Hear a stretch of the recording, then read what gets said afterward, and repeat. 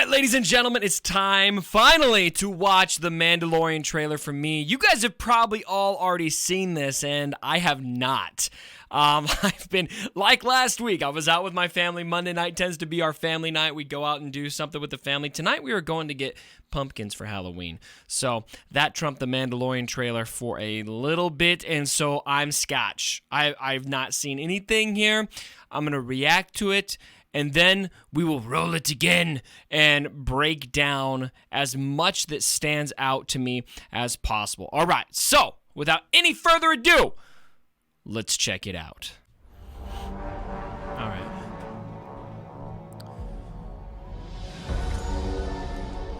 Is the world more peaceful since the revolution?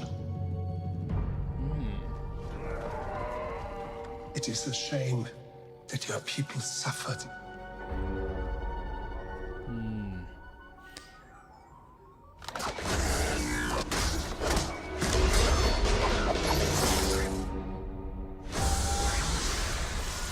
But bounty hunting is a complicated profession.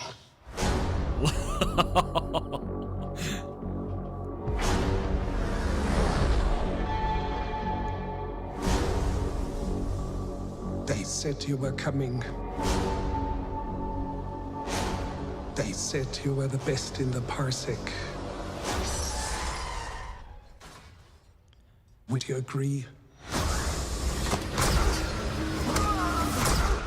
The trailer agrees.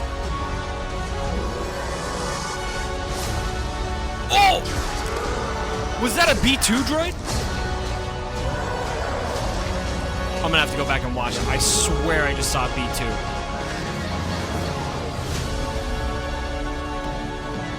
Mandalorian, look outside. They are waiting for you.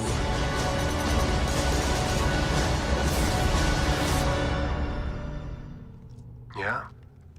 Good. All right. Oh, again, another great trailer where not hardly any plot is given in the trailer, and yet it still gives you a very good sense of what this is going to feel like. My initial reaction is it definitely looks gritty. I'm hoping it's more gritty than the trailer seems even. I mean, something that I loved about the Marvel shows was I felt like it was a very, very mature take on the Marvel universe, which, I mean, the fandom is mature. Yeah, there's kids that are into Star Wars. There's kids that are into Marvel, but there's a lot of adults too. And I like that those shows kind of appealed a little bit more towards that adult angle, at least, or older, like teenagers to adults kind of thing.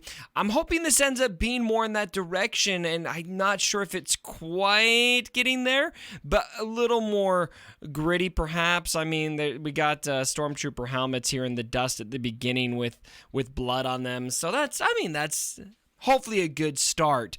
So anyway, those are just my first initial takes. We saw the B2 droid. I'm almost for sure here. I'm just gonna go look back here. Where was that? I could have sworn that was a B2 droid. Right there.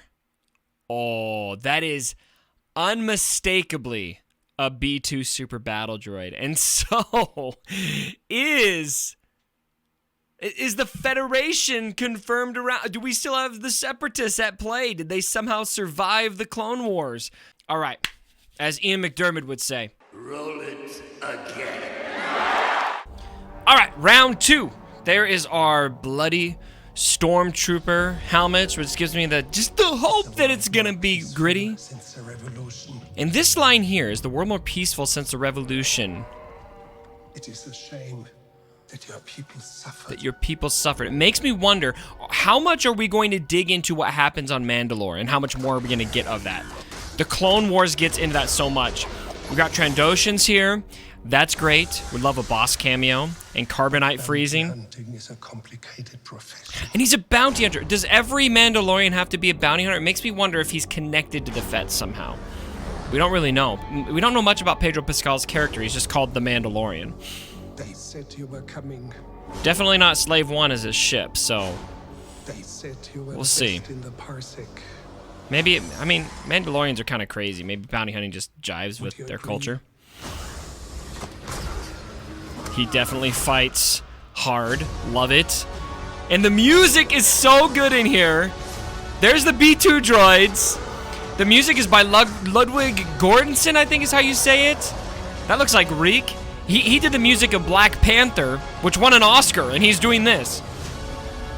Check out his Black Panther score, by the way, if you like film scores. Mandalorian. Outside.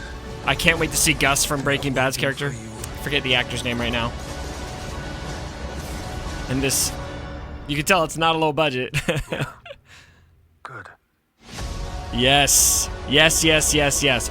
I'm more excited watching it through a couple more times. I did before doing this take, watch it 3 or 4 times to kind of get in my head some breakdown items of things that I thought were significant. So some of the most significant things after watching it, I watched it probably 5 or 6 times before I reshot this second look through it. I'm really interested in how much of Mandalore they're going to get into with the backstory.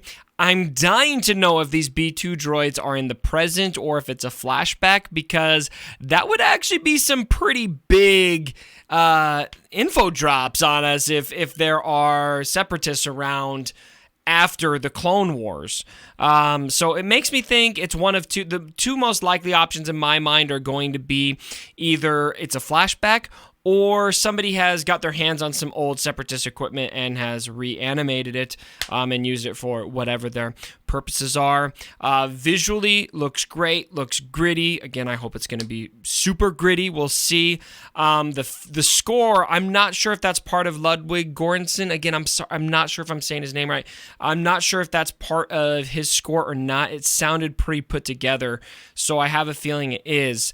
Really excited for that. I geek out over the music of Star Wars, even beyond the John Williams stuff. I thought that Michael Giacchino did an amazing job, and so I'm really excited to see what he's able to do with it, especially because he's an Oscar-winning film composer for Black Panther, which again, you definitely need to check out that score and just listen to it without the film if you haven't already.